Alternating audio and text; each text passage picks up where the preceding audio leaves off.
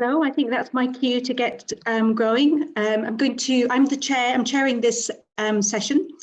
My name is Jenny Richards and I'm the Director of the Humanities Research Institute. Is it okay for me to get going? Yeah. Right, okay. Please go for it. Yeah, good. So I'm going to say a few words about the session, but I want to start actually by thanking Jess Adams, who organised this session, and so tell you a little bit about Jess because she's currently muted and her video is not showing as well, just to let you know who she is. So she's the RA on Methods Hub, and she's finishing her PhD in the Centre for Cultural Studies Research and Cultural Studies Research at the University of East London. And she'll be managing the session in the background. I'll say a few words about that in a minute. And she'll also be sharing some links with us in the chat. So now, this session on slow methods is part of the Haas Research Institute's wider work on slow education, slow scholarship, slow research, and it's work that we're co-hosting with Methods Hub. This event also forms part of the week-long Research and Scholarship Festival hosted by Newcastle University Business School. So we're delighted to be partnering with them as well. And all of the work we're doing around slowing down, slow scholarship, slow education, all of that work, we've already run events on slow collaboration and on slow research, is part of our contribution to the university's rethinking of research culture and trying to understand what would be a better research culture going forward. It's a really complex but interesting and exciting topic for us to be thinking about. Our speakers today are focused on what slow methods mean to them. And we've deliberately chosen speakers with quite different approaches to this topic, but we are hoping it will lead to some fruitful insights across their work. And we have lots of time for questions and answers, for discussion, chat at the end of this session. And indeed, we're going to, once we've heard from the speakers, we're going to, if you don't mind, put everybody in pairs in small groups, just for 5 minutes, so you can reflect and formulate your questions. So Jess Adams, who I've introduced you to, is running the tech, and she can help with any accessibility issues or anything else, in fact. For example, we can turn on closed captioning if anyone would like that. So please do send her a message in the chat. And also the last thing for me to note before I introduce our first pair of speakers is that we are recording this session because we would like to add it to our website. If you would prefer not to be featured, please do turn off your camera and change your name on Zoom. Okay, so introductions to the session done. It gives me great pleasure to introduce our first two speakers who are paired, Natasha and Andrea. Natasha is a professor of social science philosophy and method. She is the outgoing director of research at Newcastle University Business School and the director of the Methods Hub. Andrea is professor of sociology and women's and gender studies at Brock University in Canada, and she holds the Tier 1 Canada Research Chair in Gender, Work and Care. And we asked our speakers to share a word each to express what slow methods mean to them. And Natasha and Andrea have chosen to share 2 words, and their words are, wait for it, care and relationships. Okay, over to them now. Thank you very much, Jenny, for that introduction. And thanks to everybody for coming along today. I'm really happy to be here with my friend and colleague to talk about slow methods. So I think Andrea is going to share our slides. There we go. Great. Oops. So, so for the past decade, we've seen the emergence of a slow movement in higher education, and it's been described in lots of different ways. These are just some of the ways in which it's been referred to: slow science, slow scholarship, slow academia, slow professor, and so on. but also slow ontology, which explores not only how we can find a slower way of doing scholarship, but also a slower way of scholarly being. And this slow movement speaks to the damaging effects of neoliberalism in higher education and the impact of marketization, quantification, and audit and corporate culture, and generally the intensification of work on science, on research, on teaching, and on our service work. And it also speaks to the impacts on academics' relationships, both within the academy and outside of the academy, as well as on mental health and on work-life balance. So what the slow movement is calling for is slowing down these processes of engaging with people, objects, fields of study, authors, texts, and sets of ideas more generally. But the notion of slow methods has arguably received much less, if any, attention. It's not really a term that's been used very much. And it's actually something that Andrea and I have been speaking about for many, many years, for the last 3 decades in a way, because we've been working together on a particular and with a particular qualitative method of narrative analysis. And we think that the way in which we've been working with this method and this collaboration that we've been engaged in is an example of slow method. So the story that we want to tell today is about our slow collaborative engagement with a particular feminist, voice-centered relational method of narrative analysis, which is called the Listening Guide, and which was first developed in the 1980s at Harvard University by a collective group of people and scholars, which was led by the North American feminist psychologist Carol Gilligan. So what do we mean by slow methods? Well, for us, slow methods is very much a move against treating methods as ready-made techniques and tools and innocent tools that you just kind of simply take off the shelf and apply to research projects. We're interested instead in a slower process of understanding, engaging with, and applying a method. And for the purposes of this talk, we want to focus on 4 aspects of this slow process. First of all, how we engaged in a slow practice of the Listening Guide method. Secondly, how we've made and remade the method according to the contexts in which we've used it. Thirdly, how we've undertaken genealogical research on this method to understand its entangled history and philosophical assumptions. And finally, how our own slow collaboration has enabled this work. I'm going to hand over to Andrea. Thanks, Natasha. So how did we learn slow methods? We learned how to do slow methods slowly across all the years of our scholarly training, beginning with shared learning during our formative years as doctoral students, as early and mid-career scholars, and then more recently in work that we've done separately. And so we want to mention 2 pathways of our learning. The first are epistemological, ontological, and theoretical roots. And here we want to mention feminist care ethics.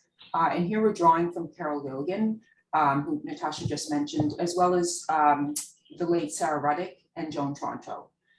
There are several key qualities that demonstrate the inextricable links between slowness, care, relationship, and relationalities in feminist care ethics. And these include, for example, responsiveness, attending to specificity and contextuality, building trust and respect, and responsibilities. We've also been heavily influenced by feminist epistemologies, a very wide and diverse field that includes principles of situated knowledges, as well as reflexivities and diffraction, our responsibilities as knowers, both for the knowledges we make and possible effects, power and knowledge and knowing for marginalized lives. And all of those processes and qualities involve slow processes of relational knowledge making and relationship building. More recently, Natasha's learning of slow method and the practice of slow method has taken place in her writing and engagement with the work of Karen Berard's Posthumanist Performativity and Diffractive Practices, and the entangling of the doing of science and the study of signs. Those are all very slow processes. And I've learned slow methods, or my slow method training has been enhanced by my long engagement with Lorraine Code, who's a Canadian feminist epistemologist, and her feminist ecological social imaginaries of knowledge making, where ecological philosophies emphasize processes of flow and becoming, affecting and being affected, and a deeper ecological understanding of unfolding relationalities in all parts of our known practices. We also learned slow method from our scholarly training when we were doctoral students at the University of Cambridge many years ago. And we want to mention two groups that really embodied feminist care ethics of relationship and trust. And the first was a data analysis group that was held bi-weekly across 17 months, so almost a year and a half. And it was led by Carol Gilligan, who facilitated our learning of the listening guide approach to narrative analysis. So every 2 weeks, Natasha and I would bike to Carol's house on Jesus Lane. And along with another student, Jane Ireland, we would take turns presenting case studies from our qualitative research projects. If it was our turn to present, we would spend all of the 2 weeks, every moment we had, reading transcripts, multiple readings, preparing our case studies, and immersing our case studies into wider literatures. It was a slow, deliberate practice that we were learning and taking part in. And after those 2-hour sessions, Natasha and I would then stand outside Carol's flat, and we would sometimes debrief for hours. Those intense conversations sowed the seeds for our slow collaboration. And the second influence on our slow practice was the Women's Workshop on Families and Households and Qualitative Research. This was a cross-generational group. It still exists today, actually. But in the 1990s, when we attended, it met every 6 weeks in London to share and discuss in-progress work by mainly grad students and early career scholars, but also some senior scholars or mid-career scholars like Roz Edwards and Jane Rivets McCarthy. That group inspired us to respectfully engage with and critique each other's work, and what we now see is a collective practice of feminist care ethics that embodied responsiveness, trust, and respect. And so now we're just going to take you through these 4 points that Natasha laid out in the beginning. How do we engage and care for relationships with our participant communities, with the non-academic partners, with the scholars that inspire us, and with each other? So Natasha will start with slow practice. So I'll just say a bit about slow practice, which is sort of entails for us when we were thinking about it kind of 3 things. First of all, when we were working with Carol, one of the things she used to say to us is, you know, you've made all this effort, you've come all this way to interview these people, now spend time listening to them. So for us, slow practice is very much around taking the time and the care to listen to the stories that our research participants tell us, as well as Andrea's explained, then also taking the time, 17 months in our case, to actually analyze those narrative accounts. And at the time that we were doing this, which was the early 1990s, there was actually a very small literature, or virtually non-existent literature, on the importance of analyzing stories and narratives. So it was a bit of a black box. So for us, that was slow method was around really taking time over that process. And also it was around taking the time and care to situate ourselves in relation to our research participants and their stories. So we're familiar with the concepts of reflexivity, but also diffraction as ways of thinking about that positionality and situatedness and what it entails. So slow practice also means the remaking of methods. I have remade the listening guide in my collaborations with Black and Indigenous collaborators in community-based work. In the case of 2 projects with an Indigenous community partner in the Niagara region of Ontario, Canada. So this is a photo of the Fort Erie Native Friendship Centre. This meant, among other things, adding space for reflexive thinking that went beyond situating ourselves in our biographic, theoretical, and institutional contexts. So going beyond the listening guide's usual 4 readings, we added 1 more that allowed us to explore our coming together as white settlers and Indigenous colleagues with deeply different cultural and socio-political histories. Working with 2 Indigenous community peer researchers and an Indigenous postdoctoral fellow, we adapted a series of questions from the Maori scholar Linda Two-Way Smith and her view that we needed to build in time to reflect upon the deceptively simple moments of meeting as researcher and research. This is not the interview, the encounter, or the observational moment, but the human being to human being meeting, the beginning in its ritual, spiritual, visceral, uncertain, sweaty first touch of skins, histories, genealogies, and politics. We also want to understand where methods such as the listening guide come from and what assumptions have been built into them. And this has entailed us doing genealogical research on the listening guide to understand its history and philosophy. And through this genealogical work, we can better understand the performative nature of methods and their role in making and not simply discovering the nature of the world and our objects of study. So in the case of the listening guide, this helps us understand how this method has been constituted through, but is also constitutive of second wave feminism and its identity politics and voice-giving project. And that's relevant to the findings that are then generated when we use that method. Okay, and this is our last slide. So Natasha and I have been friends, best friends for over 30 years. Our relationship began in the first year of our doctoral studies, and it was fused through our deep respect and indeed love for Carol Gilligan.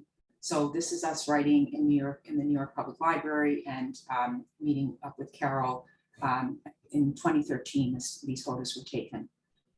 Natasha and I worked intensely together for about 22 years. And then we took a break from writing together and from trying to write together for about 7 years. We both decided that we needed time apart to develop our own thinking. For Natasha, this meant a passion project focused on Karen Berard's work. And for me, it meant engaging with 40 years of writing by Lorraine Code.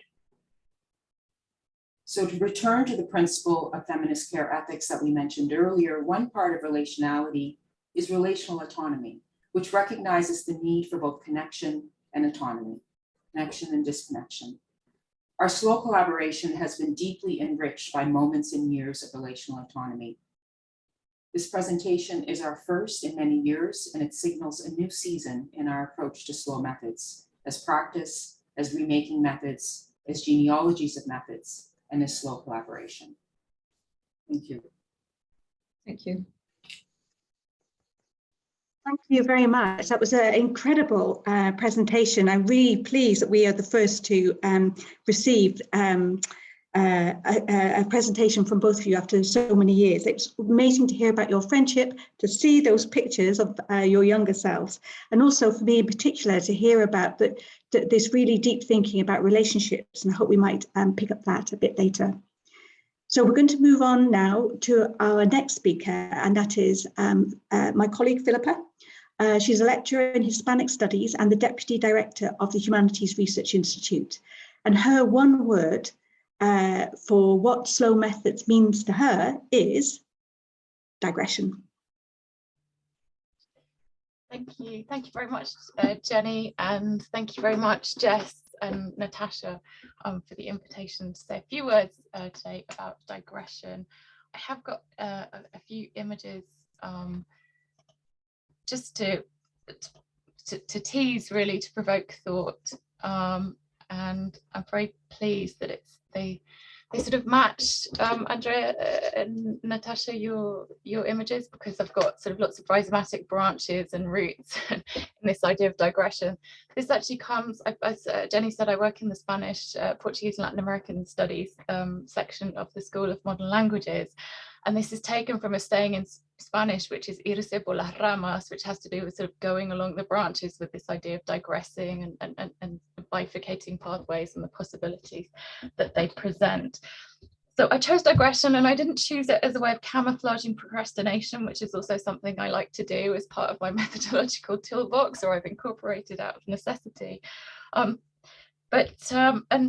when I was sort of thinking about why I'd chosen digression, I first went, for the basic definition, the dictionary definition, and actually the first item that comes up on the online dictionary definition is the idea of a temporary departure from the main subject in speech or writing. Okay, there are other sort of definitions I won't go into now that we're all very familiar with, but I didn't like that as the first sort of item on that definition. The idea of it being temporary, well, it has to be bracketed in time because it's a departure, so it's not on topic. And the idea that, you know, a main subject has to be located in a single place, and it was sort of the idea of being very static. So I didn't like that. I wanted to sort of uncontain the main subject and actually embrace the idea of digression, that it doesn't have to mean a departure from the main subject, but an exploration of this subject from a different location, from different vantage points, at a different speed, and sort of placing more emphasis on the journey of that exploration and those timeouts, if we want to call them sort of temporary departures,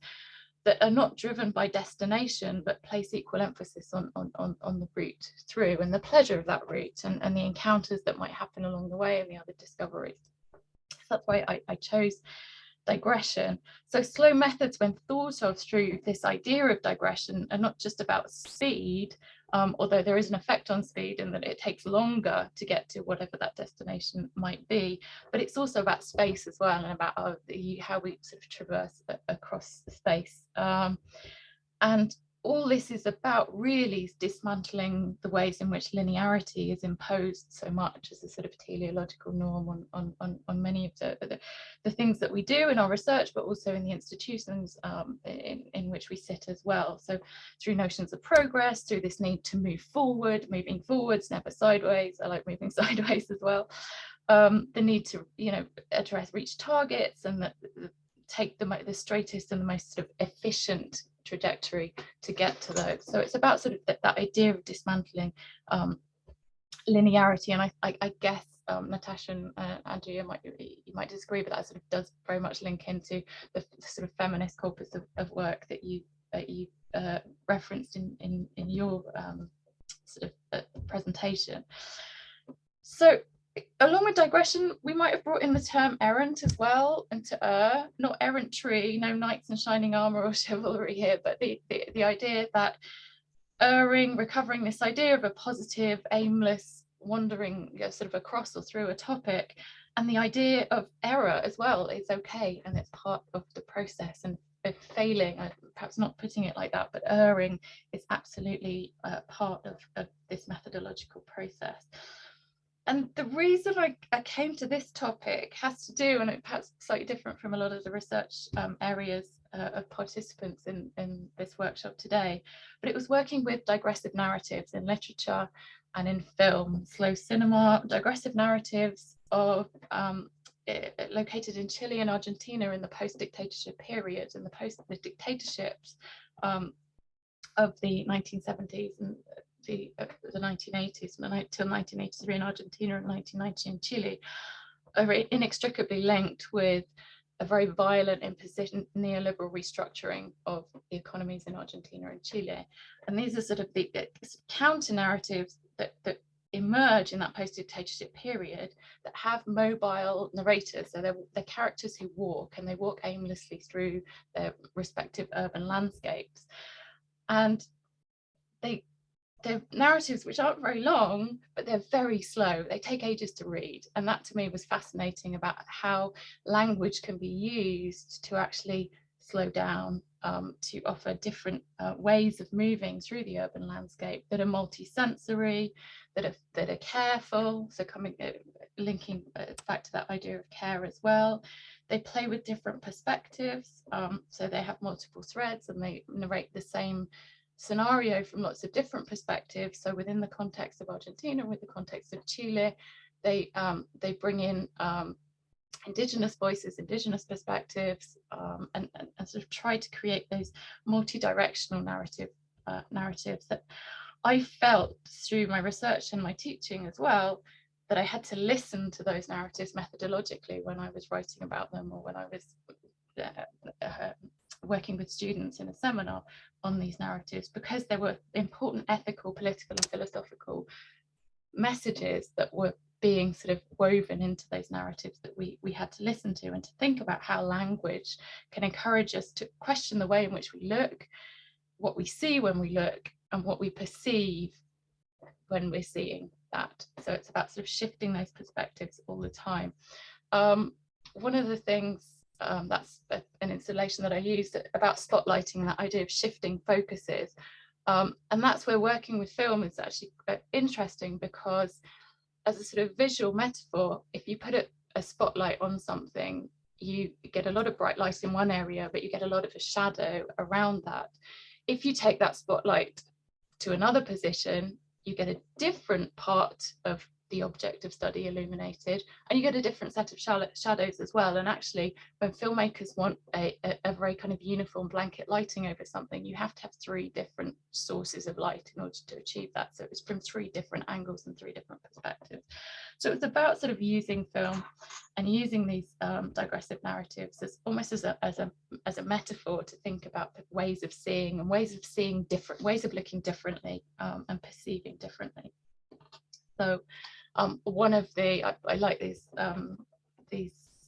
are often used in the narratives, make reference to Gestalt philosophy and the idea of sort of looking differently, and what you see when you look the first time and what you see when you look a second time, what you see when you try and look at the whole, and what you see when you look at individual component parts. So perhaps you can tell me afterwards how many legs the elephant has, but it's working with this idea of perception and what we see.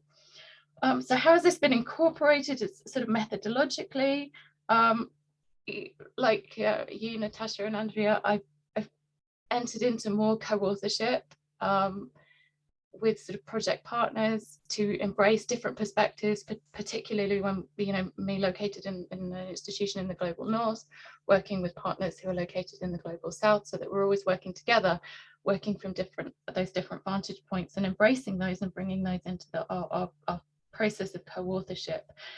It's about interdisciplinarity as well, and working with people who are working in different disciplines, who work with different methods, and embracing those transnationally as well, across contexts. So it's all about sort of working across. I'm probably about out of time now, Jenny, is that right? I can't see my You are. Okay, so I'll leave it with that. I'd love to chat more about the idea of that slow digressive method. Thank you so much, Philippa. This is also a presentation that's about relationships, the relationships in terms of the collaborations that you've created. And I absolutely love your focus on, as a literary scholar, I'm particularly taken with your idea of your foregrounding of digression, which is literary text, film text. They're so full of clues to thinking differently and slowly. Okay, now for let me introduce our last speaker. He's Jeremy, is Professor of Urban Data Analysis. And his one word for what slow methods mean to him is local. Hi, everybody. Thank you for inviting me. It's great to be here. I'm going to apologize in advance. I'm on a mobile hotspot on my phone because we just moved into a new house and the internet is not set up. And I'm literally sitting on a cardboard box here. But this is fantastic. And the reason I wanted to join with you so much is because I'm much more of a novice, I think, in thinking about slowness. It's something I've been interested in only for about maybe 3 years at the most, in different ways. And I'll just give you a brief background as to how I kind of fell into it. I have to deliver a module at Newcastle to geospatial engineering students. And despite my professorial title, I'm actually a human geographer, very much a social scientist by background. And the module I have been asked to deliver is called Responsible Research and Innovation. And the students who are in the PhD program are not totally intersecting with that concept, let's say.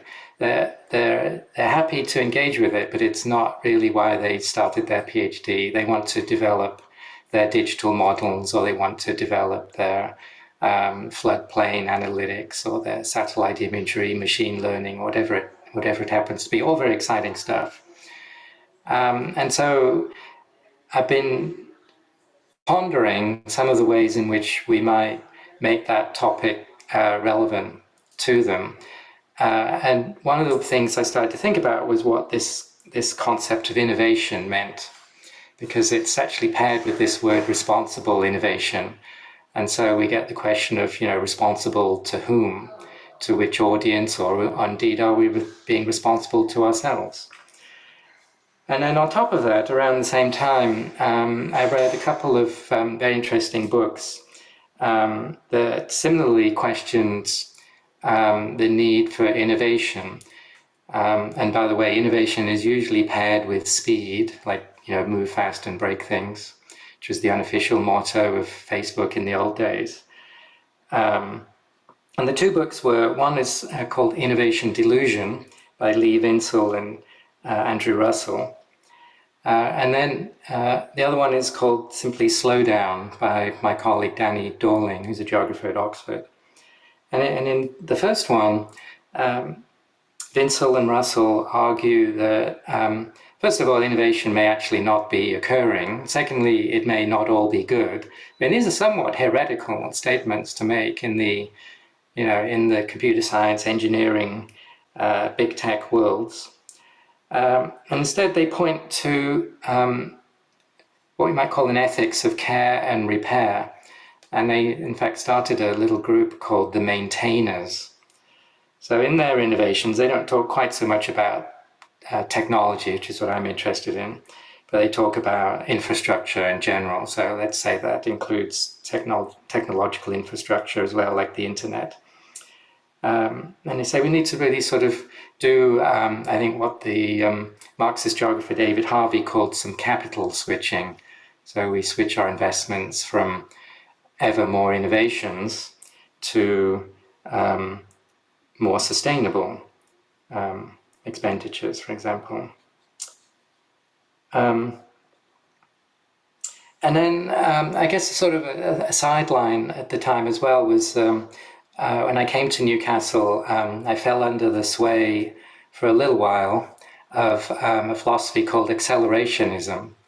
So accelerationism is a philosophy that actually dates back to the 80s, if you want to call it a philosophy, that tries to understand, there's sort of various flavors of it, but in a nutshell tries to understand how we might accelerate capitalism in order to bring about some other kind of form of political economy. And we see this kind of language reflected in the big tech world as well, which I study. So we might want to accelerate to exit. So the word exit here is often used by those in big technology to exit your startup so that you're either bought out or, you have an initial public offering, or if you're on Bitcoin, an initial coin offering, or whatever it happens to be. And one of the ways in which this exit is pursued is through decentralization. So there's a lot of talk right now of the metaverse, right? So the metaverse, what is that? Well, again, in a nutshell, we might say that it's something to do with decentralization. So it's a new form of exiting centralized structures. So like the internet was back in the 1960s. And it's usually pursued by a lot of sort of tech bro kind of personalities. But I don't think that means we need to necessarily entirely reject it, because some of the goals of decentralization are quite similar to some of the goals that a lot of leftists had in the 1960s. The very sort of idea of the internet is that it's decentralized and can't be therefore censored or controlled.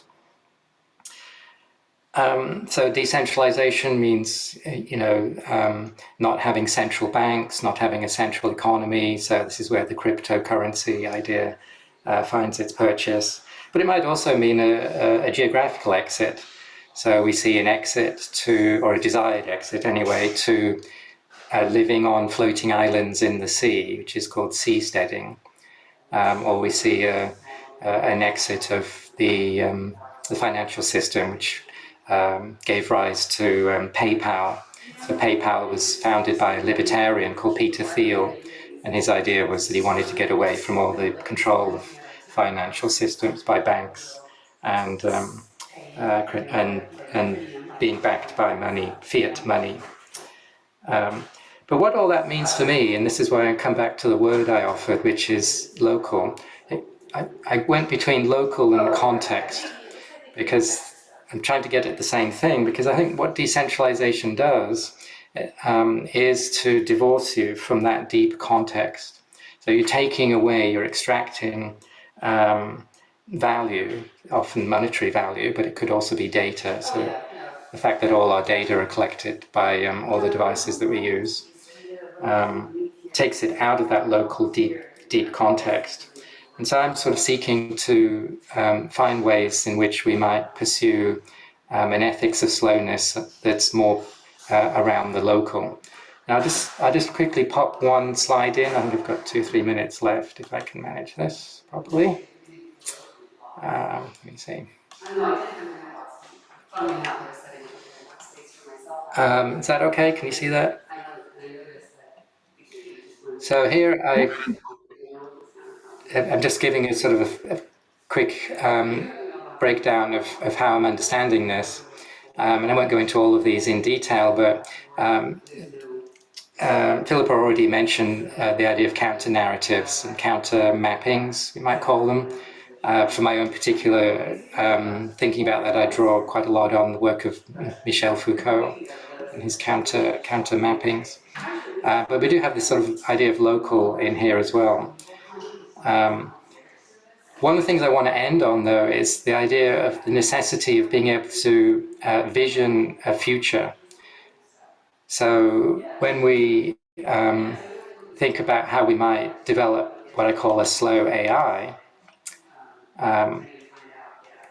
you know, there's sort of a series of principles we can think about here too. The one that I'm very interested in is this visioning alternative futures, because I think one of the things that speed and innovation has done is to substitute the moral debt, to use Shannon Vallor's brilliant phrase, that we owe when we develop technology, by hiving off decision making to automated procedures. And the example I've got in my little notes down here, instead of doing the moral labor of mentoring students, for example, we hive that off to automated surveillance schemes in the classroom, such as not just Turnitin, but in China you've got facial recognition cameras to see if students are paying attention, if they're engaged in the material. And I'm sure that's coming to us fairly soon. So that's a way of sort of avoiding this moral debt. So I just sort of end on that concept, and I'd be very interested to hear what everybody has to say, especially, as I say, I'm still relatively new to thinking about this. So this has been brilliant. So thank you very much for bearing with me. Thank you so much, Jeremy. Thank you. Congratulations on your move. We could hear a bit of obviously there's some unpacking and moving going on in the background there, but thank you for managing nonetheless. I really like the idea of challenging this idea of innovation. You really made me think about that quite hard about it. This idea of innovation as moving fast and breaking things. I'd completely forgotten about that, but yes, I value your thoughts on that. So now we're going to I'm looking for Jess on the call. I think we're going to move to questions. I hope we're going to give everybody a chance to sort of reflect on what they've heard. I hope it's okay, but we thought it would be a good idea to put people into breakout rooms of 2, just so you can talk a little bit about what you've heard and get ready to think about any questions you might want to ask, and then I'll tell you how we're going to do questions when you come back. So Natasha, are we ready to put, yeah, all right, brilliant.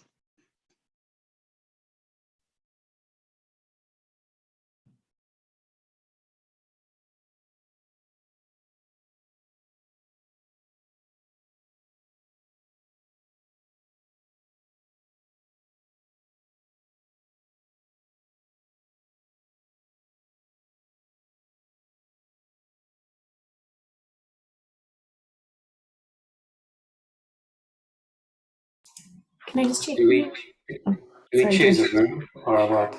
I was going to leave our speakers here So Oh, I see. actually, maybe I'll make you another one. Let me see if I can do that, and then the people who are here. Can I just check, Christina and Chris and Anna, did you receive invites to a room?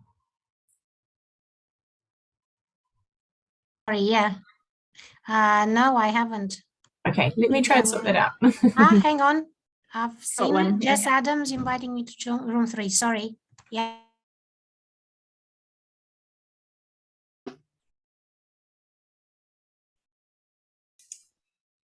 I think we can probably just continue. I don't actually. Ah, there we go. I might just pop. You there, Chris? Can you put him in a room?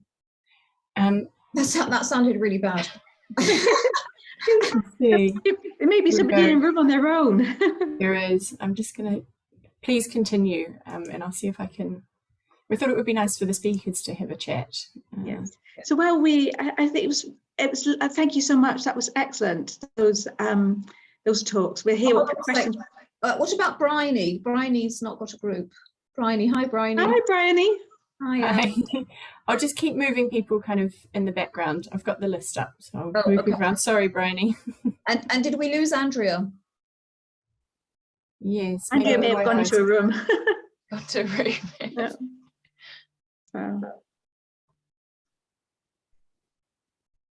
There are nice links across all the papers. So I was thinking, I loved the fact that Philippa picked up the trees inadvertently, and I loved, and I also thought when you were talking about digression and movement, I was thinking about actually the one thing we never talk about, which I think is really valuable, is about moving backwards and failing well as part of that. And then Jeremy, I was really struck that fits with what you were talking about as well, about, it's really shocking to think about the metaphors for innovation.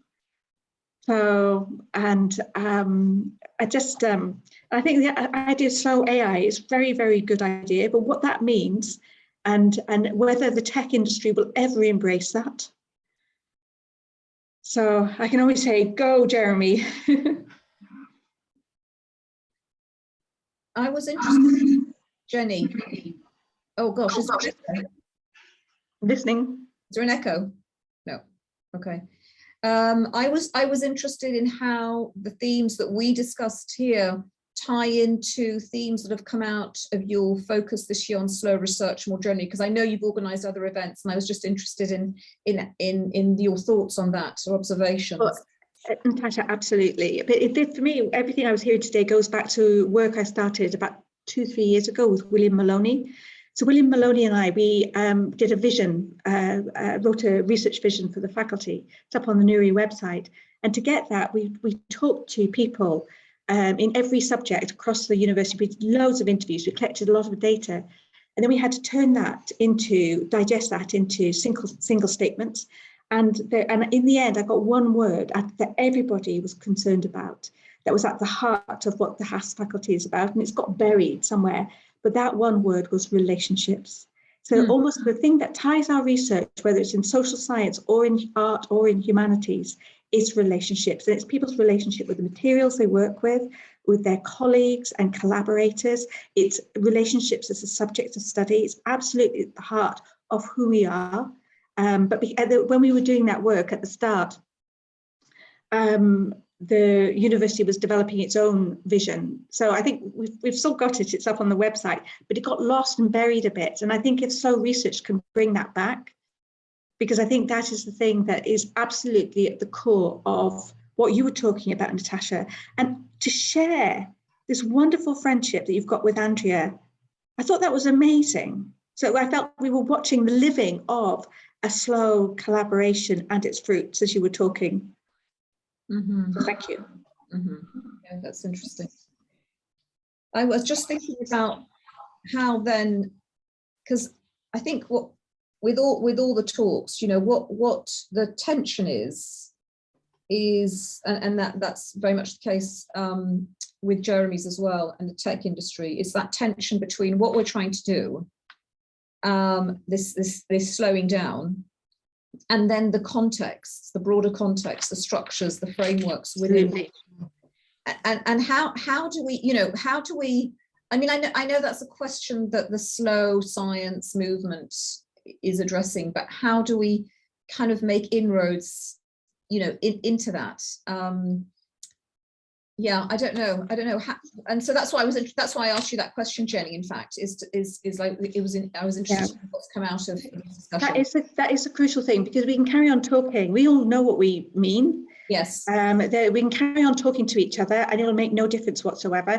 And it might be that I would like to really think quite carefully about that with everybody on this call, because the pressures on the university to speed up, yes.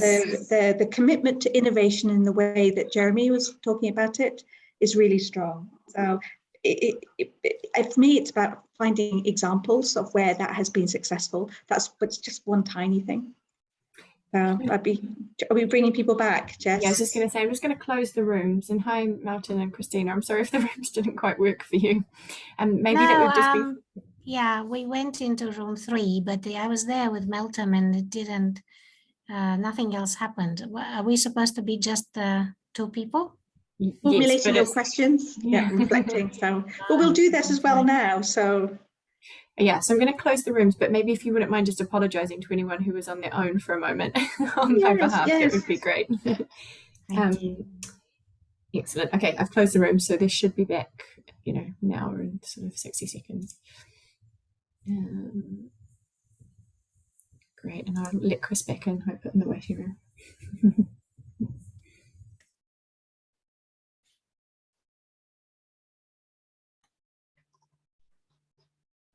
when we do the questions, Jess, I'm going to invite people to write questions in the chat or put their hand up. But if we could do that, if you and I could just, so I don't miss anybody, if we could be scanning as we're doing that. Yeah, absolutely. I won't do spotlighting as well. Yeah. Yeah, and as you said, then we might be able to group questions, but let's just see. I'd rather just feel my way with it and see what questions come. Sounds good. We've just got a few more to join. Are you going to just are you switching off the spotlighting so that we can see everybody? Yes, it's still on at the moment. It's still on. It's still on at the moment. Oh, I don't think it is. Is it spotlighted for others? No, I see everybody. I've got gallery view. You might want to look at view. If you click view. Yes, got it. Thank you. Thanks. Yeah. I think that's everyone back. Okay. My camera is not working. I don't know why, so I cannot switch it on. Okay. But we're sorry not to see you, but you can put your hand up and you can put anything in the chat as well. We're going to monitor that. Sure. So first of all, can I just welcome everybody back? And if you found yourself in a Zoom room on your own, we're really sorry, very, very sorry, but we're very happy to welcome you back into this community. We've got a little bit of time for a conversation about what we've heard and about people's experiences of slow methods, anything that you would like to add to the conversation, anything really, any thoughts on what you've heard. So we put you in a room with another person or a room on your own, just to have a moment to think through and respond to what you'd heard, so that we could give you a chance to formulate questions. So I can see that there's a question already with Jonathan. Just pause for a moment. So hands, if you want to ask a question or make a comment or share an experience, you can put your hand up, or you can let us know in the chat, and Jess and I are monitoring both so we don't miss anybody. Or if I do look like I'm missing you, just unmute and say whoa. Okay, but let's start with Jonathan. Jonathan. Thank you, Jen. Yeah, great session. Really enjoyed that. The talks. I wanted to make 2 quick points, really. First of all, the digression idea from Philippa. That actually is, it fits with what's happening in brain science, right?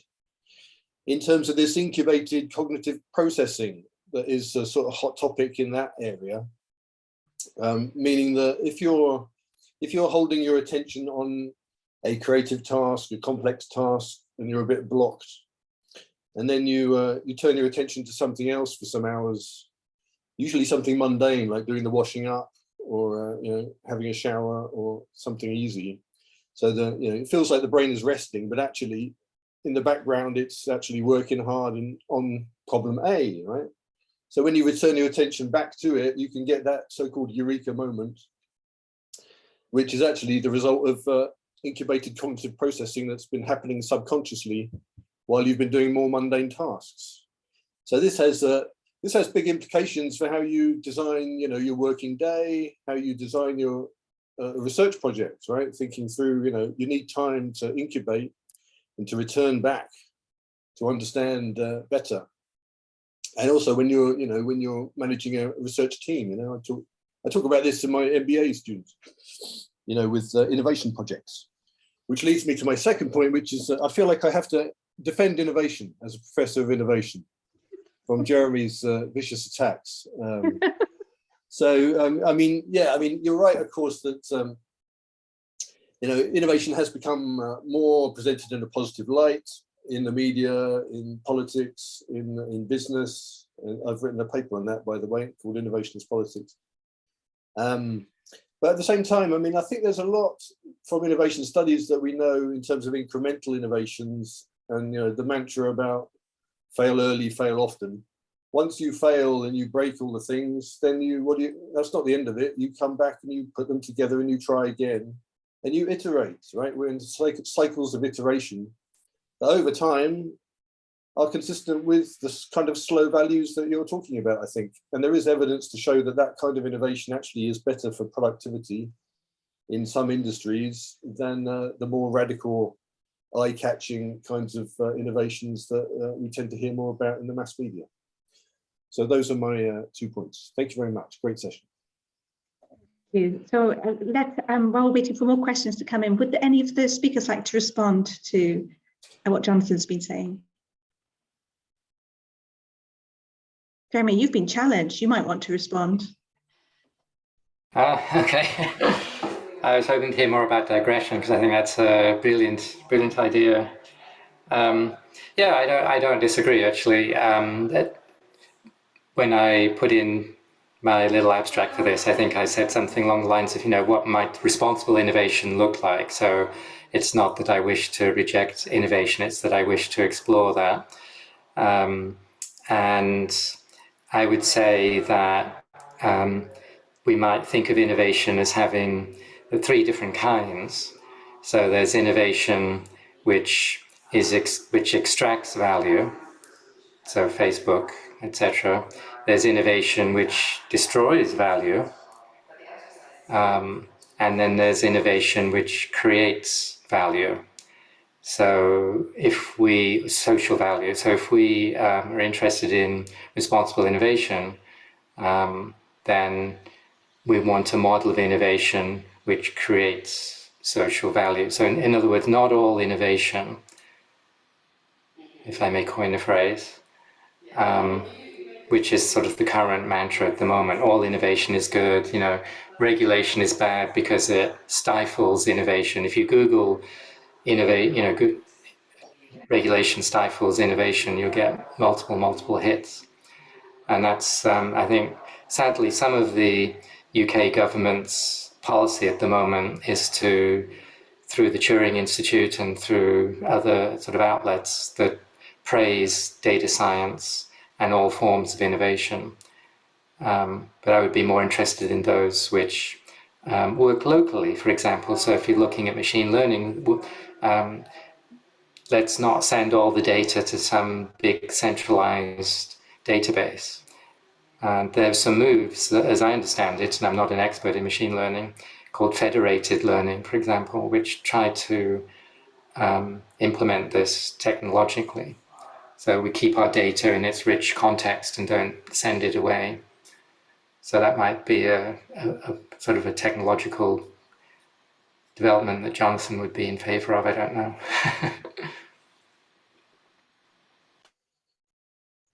If I could pick up the idea about the brain scientists working on different ways in which we incubate. I mean, that what you were saying, Jonathan, speaks to my experience of how I solve problems.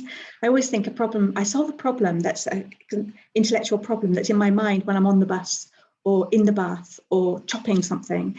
And I want to hold this idea and not lose it. That's why I put it in the chat, because we had a conversation when we were in the break about moving from talking about the value of slow to changing a research culture, and we might come back to that. So I'm going to hold that thought for a moment. I see Natalie's got a question. Over to you, Natalie, and welcome to the extra person in the room there. Yes, this is Thomas. He's just woken up, so he's a bit grumpy. It actually builds on what you were just saying. I really enjoyed these talks. Personally, in my research at the minute, I'm very engaged with the idea of the hermeneutic circle and having that kind of back and forth, that to and fro with information, with an idea, and finding that deep understanding through that. So I was talking in the breakout room about how you may have an initial reaction, an initial kind of thought of analysis when you receive something, but you should take that and you should leave that and then keep going deeper. And it's through that kind of conversation that you have with what you're working that a deeper and deeper understanding happens.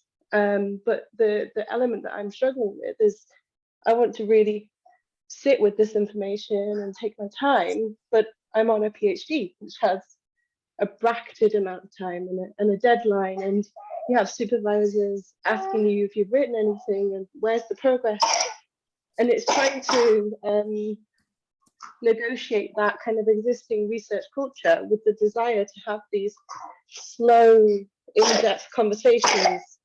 Like listening to the first talk and hearing about decades of slow engagement and slow collaboration was wonderful, but in my current kind of status, I can't even imagine it. Like, I have this bracketed amount of time that's intersected with a small human. So yeah, I kind of find it interesting, the notion of trying to balance the desire for these methods with the practicalities of research culture. I think that's a really important challenge, actually. So I think that's a really clearly articulated problem about the desire. We know, we've been talking about the value of slowing down, I love your metaphors, sitting with information, letting things settle, being with it, but coming up against the hard deadlines. Do any of our speakers have any thoughts to share with Natalie on that? Oh, Philip, I can see. Yeah, Natalie, I completely understand that position, and I was fascinated by the idea of digression through the idea of sort of incubating time and the brain science, but adding to incubation, I'd add sort of digestion as well, because one of the experiences I had after doing my PhD was I was so deep in the weeds that people would ask me what it was about, and for about 2 years I didn't feel like I could step back, and I actually left academia. I was like, I'm not cut out for this, I can't do this, I can't even come up with a coherent answer about what the whole of my PhD is about. And after about 2 years digestion time, doing something completely different, everything without me thinking about it, I didn't open it, not touching it, it just sort of, things started to fall into place without any sort of focused work on it. So it's just to add that there's incubation, but there's also sort of like a digestion period even after a piece of work is supposedly sort of finished, in terms of its what it means, that.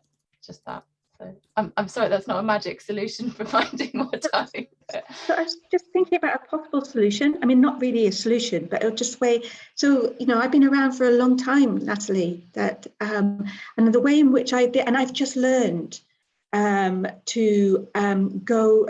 I am the least go with the flow person that you could possibly meet, but I do try to go with the flow as much as I can and not panic, because I've learned that I don't think we talk enough about the ups and downs of the emotional labor of being a researcher, and not to panic when you have the blank sheet of paper and the pen that won't do anything. And I think that actually, if we're going to embrace a slow movement, we have to talk about those things as well, so that people can see that actually there might be ways of managing the pressure of deadlines. So, but let me have a look at, we've got Bryony, please. Hi everyone. Yeah, there's a lot that that presented by the speakers that resonated with me, and actually Natalie as well. It sounds like you know, I've just finished my PhD, and I also was quite interested in that sort of hermeneutic, sort of how we interpret and understand.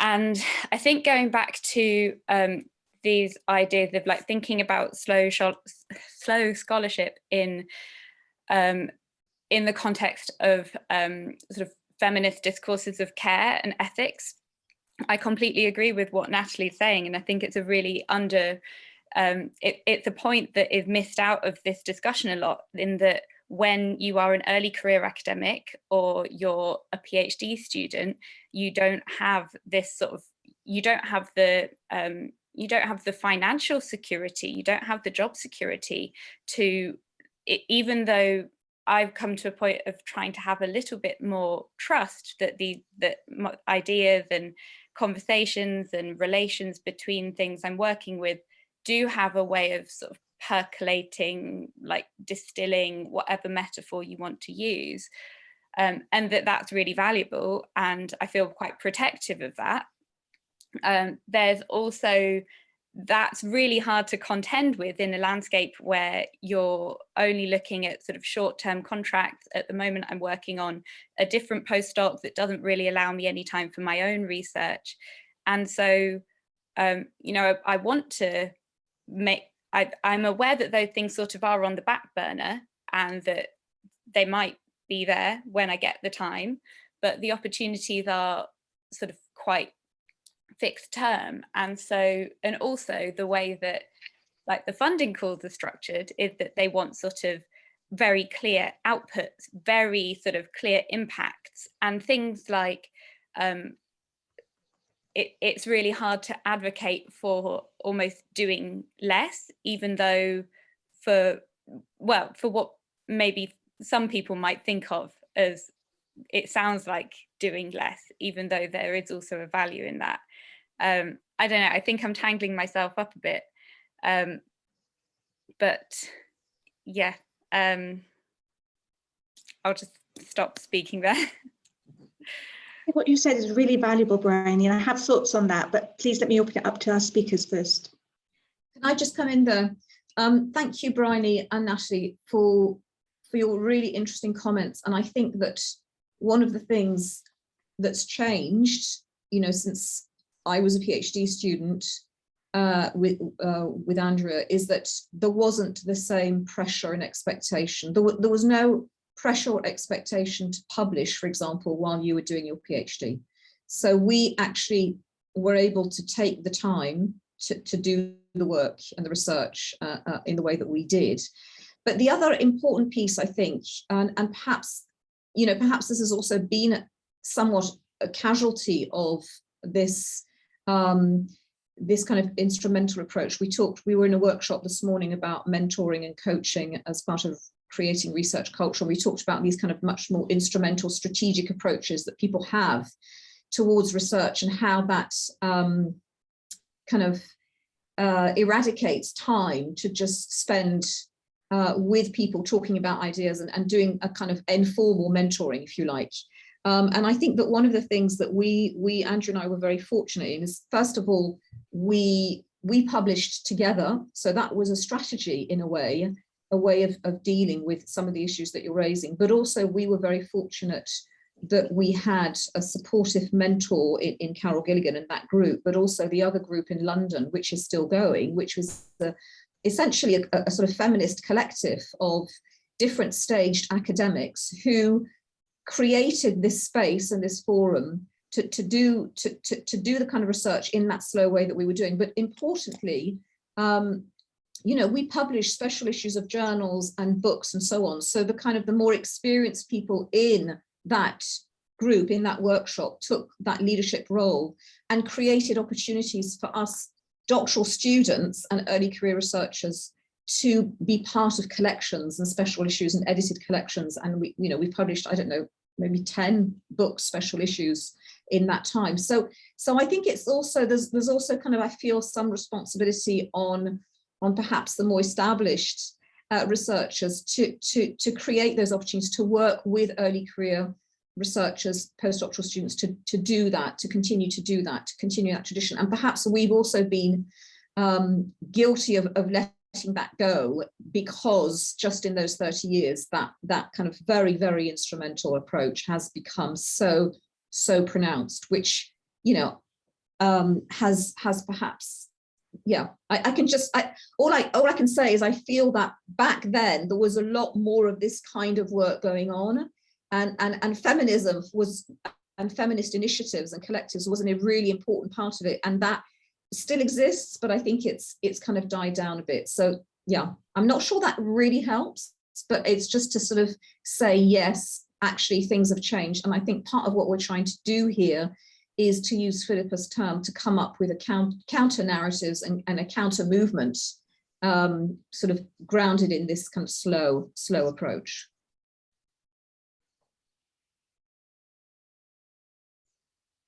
I was just putting in the chat to Jess, this is for everybody actually to know, but I was just thinking about whether we need to spotlight slow with colleagues who are precarious, and actually do some hard thinking around that. And I am very aware that when we did had our first slow session, we were really talking about the experience of people who are in open-ended contracts, but who carry the experience of being precarious into more secure employment, and trying to tackle that. Anyway, pause there. Suraksha, would you like to? Thank you, Jennifer. Thank you. So this is new to me. That's why I was very interested in this. But I think I see a lot of scope, and I see a lot of synergies in what's happening today. And in a way, it has faded out, as Natasha says, but I think it's picked up in another way. Like feminism was there, like today it's about women empowerment. We link it with SDGs and things like that in terms of topics.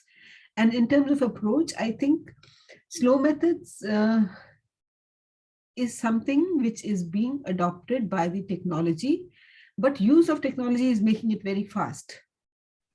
The approach is the same, but so one thing, when we call it slow methods, I think the challenge we have is more so for the early career researchers is how do you make these editors, you know, how to pass their desk, basically. Write a paper. It's so important to get your papers published, but you get stuck at the desk of the editor. So that's where some established researchers will have to work on and put in some efforts with the editors. I think that's where the contribution of the established people will be. Otherwise, people who are working on this area, they'll feel a lot of struggle in going through. Thank you very much. So we've got some more thoughts to reflect on there, but also I noticed that Natalie has put some thoughts in the chat about sort of instrumentalism and the challenges of trying to, let me have a look at it, the difficulty of creating that sense of community that Natasha was talking about. Just pause there if anybody wants to comment on any of the thoughts that have just been shared, any of the speakers or anybody actually, any of the auditors as well, since this is a community. Jess, please. Yeah, I think that word community is really interesting. And I actually remember saying it in my interview for when I had my interview for the Methods Hub, that, it seemed to me that was one of the core kind of components. And it's making me wonder, Bryony and Natalie and others, if maybe there's a role for the Methods Hub in, helping to facilitate or move along or provide some space for a sort of ECR focused, sort of slow support network or something. And I think one of the words that's been really interesting is, I think you said it, Natasha, sort of being quite strategic.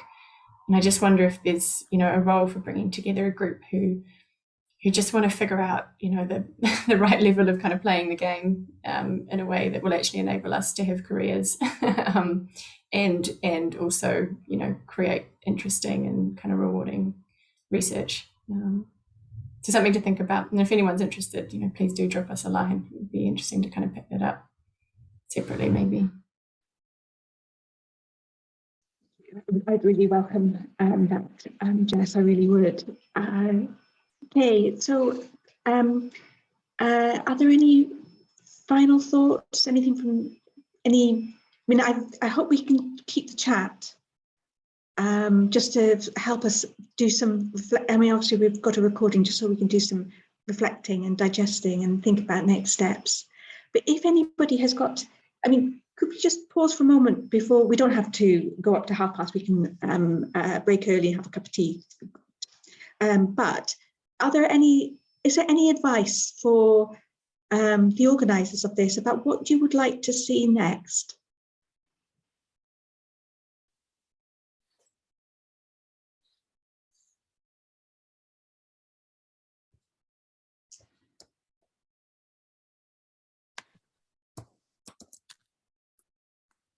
I know I'm one of the organisers, so I'm not supposed to speak at this point, but I just wonder whether, I mean, I think what Jess has suggested is a really good idea, and I think we'll definitely take that forward.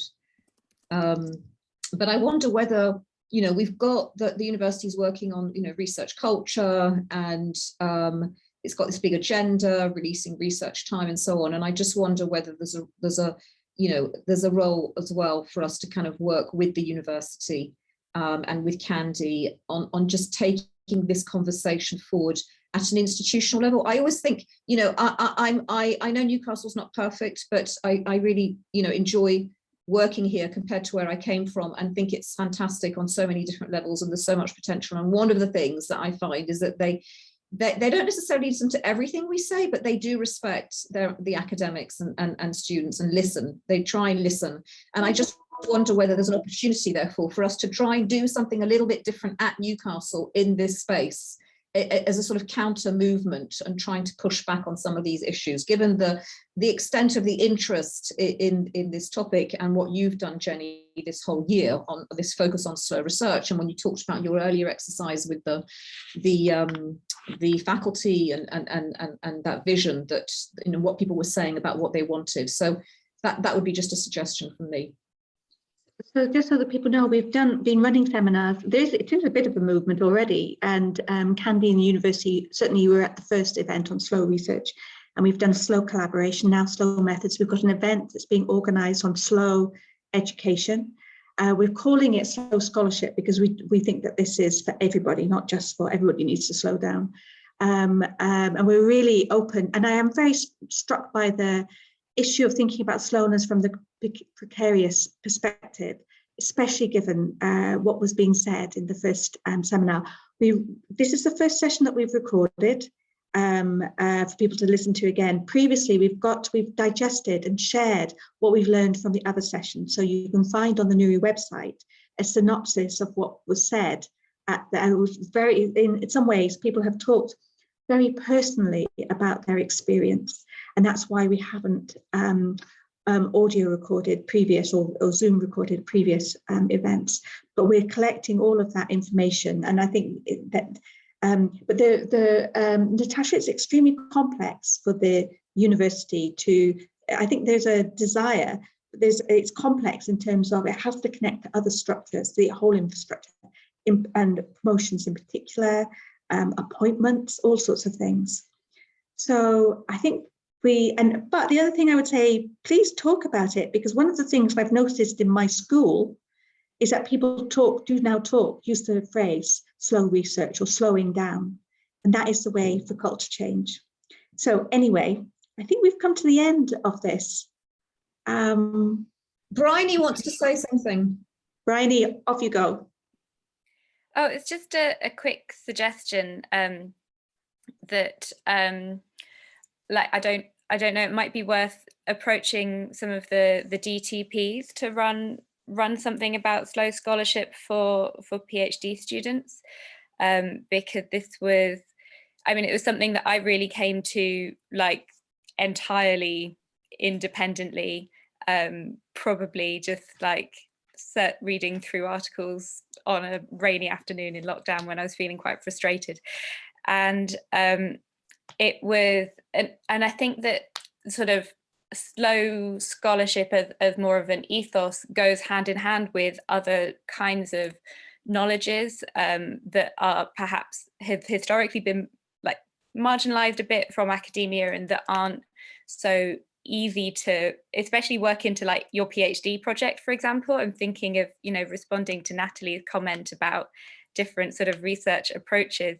And it was actually something in my Viva that I remember my examiners picked up on, saying, you know, like sort of just in relation to a comment that we were having a conversation about how as a PhD student, there's not actually a lot of support within the university for doing something that's a bit different, because the DTPs tend to have quite a structured way of like, are you going to do this kind of methodology or are you going to do that kind of thing? And if you can't name your technique exactly, then you can sometimes feel a bit like lost. And fortunately, I had the benefit of some like amazingly supportive and trusting supervisors who kind of just let me do my own thing.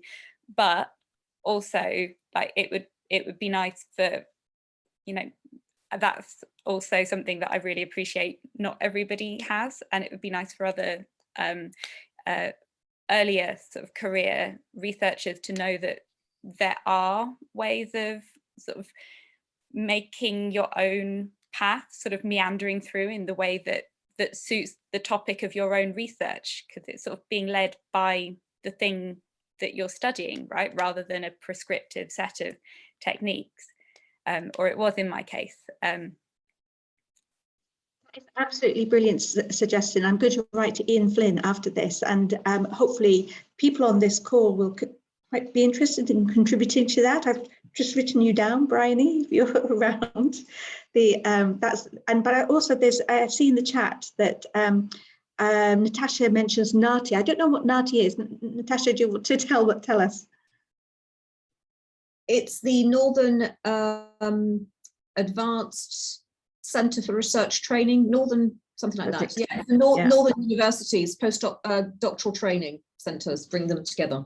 Yeah, that's great ideas. The more we can talk about this, and the more impact it will have.